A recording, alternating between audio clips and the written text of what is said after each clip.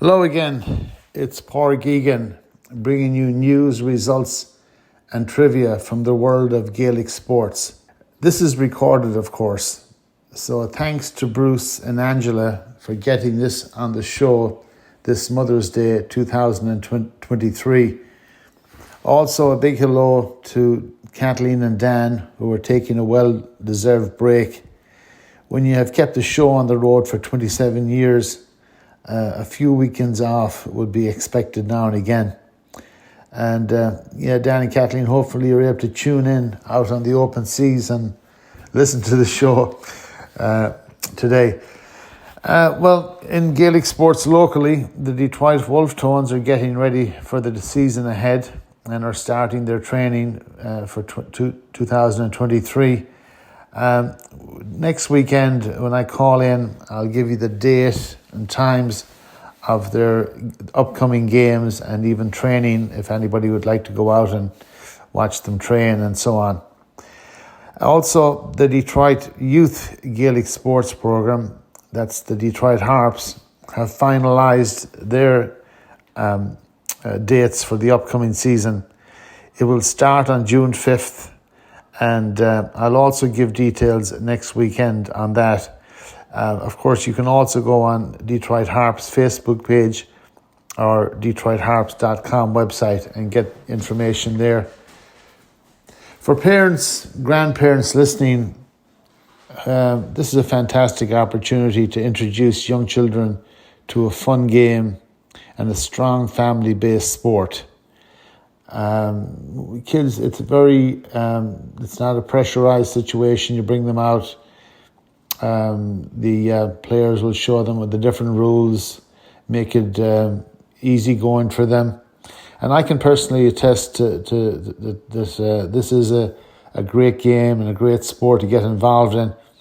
I started playing at 10 years of age, and 50 years later, I can say I'm still as enthused about the game as ever. So in Ireland, of course, the All-Ireland Championship is going on both in hurling and in football. And in hurling, the games are being played every Saturday and Sunday among the elite teams. Here is a clip between Clare and Waterford from yesterday. It's a goal from Clare, a game which Clare won, but just a couple of minutes of highlights. Going after him is Tony Kelly. Oh, what a bit of defensive skill that is from the two-time hurler of the year. Fantastic from Tony Kelly. He shows all he's got at both ends of the field. 2-on-2 inside, and the water from full back line are in big trouble here. Goal chance for Clare, expertly taken. What a brilliant goal that was. Galvin with 1-1 to his name now. Waterford were outnumbered, but it all goes all the way back to the application and work ethic of Tony Kelly. Incredible to take that turnover from the work rate of Tony Kelly chasing back the field to that goal up by Ian Galvin. It is exactly what Waterford's defensive system. Again, that was commentary from RTE TV from yesterday, the hurling game between Clare and Waterford. It turns out that defeat of Waterford ends their championship hopes for 2023. Here we are, it's only the second week in May, and the Waterford season is already over. Unfortunately, this is what happens with the split season.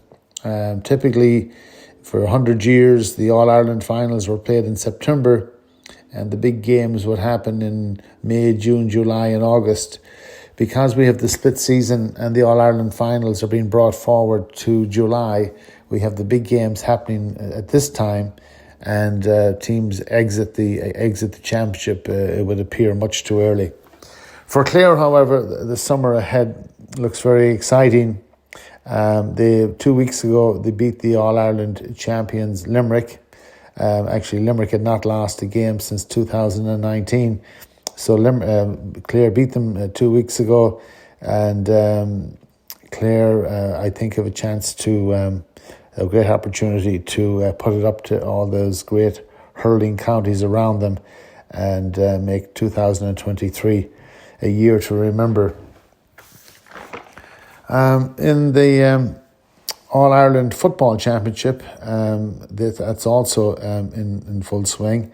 And as well as the All-Ireland Championship, the Tailteann Cup, that's the cup for the weaker teams, that's also being played. So in the Connacht Championship last week, Galway beat Sligo to win the Connacht Championship. Kerry beat Clare to win the Munster Championship. And a few hours ago, before this show, the Leinster Championship was being played between Dublin and Louth, and the Ulster Championship between Derry and Armagh. Because we're recorded, I actually don't know the results at this point on those games.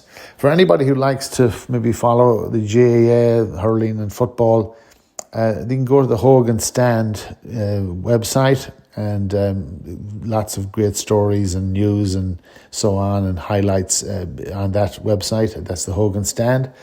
Like to watch the games live from Ireland or watch them recorded, you can go to GAA Go, and for a small fee you can do on a pay-per-view basis. Also, to listen on the Saturday or Sunday, you can listen on RTE Radio 1. Very, very good coverage of all sports, especially Gaelic football or Gaelic sports. And we can't go on without mentioning the big game yesterday, at least a big game for the Sligo. That was in the All-Ireland Under-20 Football Championship.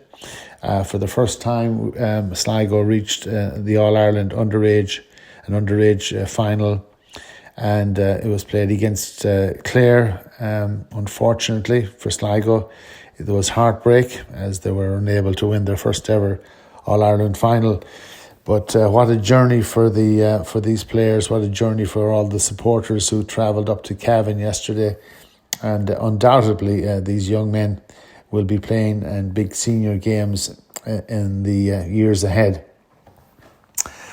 Well, it's Mother's Day, of course, and big shout out to all the mums out there who have, of course, the most important job in the world.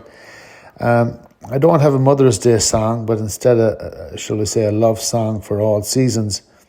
Actually, it's called True Love Knows No Season, and it's by 𝕊𝕤𝕐 and 𝕊𝕤𝕐 and Christy Moore. Any opportunity we get to listen to 𝕊𝕤𝕐, we have to do it. So that's it for this week. We'll be back again next week, and thank you for listening.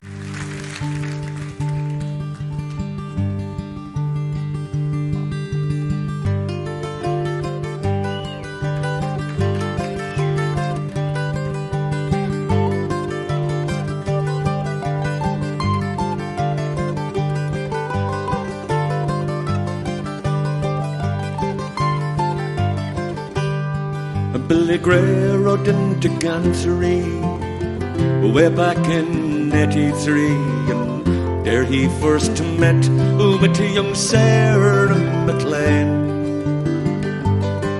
The wild rose of morning, the pale flower of dawning, heralded springtime in Billy's life that day. Sarah, she could not see the daylight of reality in her young eyes. Billy bore not a flaw, knowing not her chosen one. He was a hired gun, he was wanted in Kansas City by the law. Until one day a tall man came riding from the badlands that lie to the north of New Mexico. He was overheard to say he was looking for Billy Gray, a dangerous man and a wanted outlaw. The news came creeping to Billy, fast sleeping, there in the Clarendon Bar and Hotel. He ran to the old church that lies on the outskirts. He was thinking he might hide in the old steeple bell. But a rifle ball came flying face down, he lay dying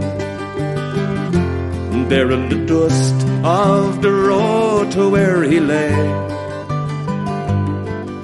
Sarah ran to him, she was cursing the lawman. Poor girl knew no reason why Billy had been killed.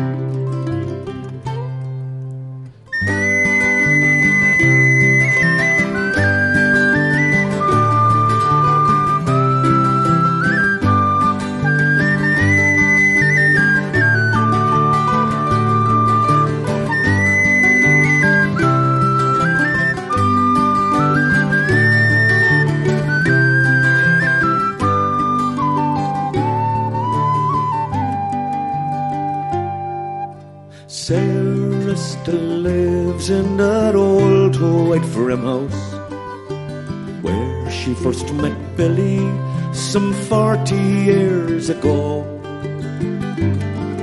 But the wild rose of morning has faded with the dawning of each day of sorrow. The long years have grown, and written on the stone where the dusty winds have long blown, adding words to a passing world say. True love knows no season, no rhyme, nor no reason. Justice is cold as the Grainger County Clare. True love knows no season, nor rhyme, nor no reason. Justice is cold as the Grainger County Clare.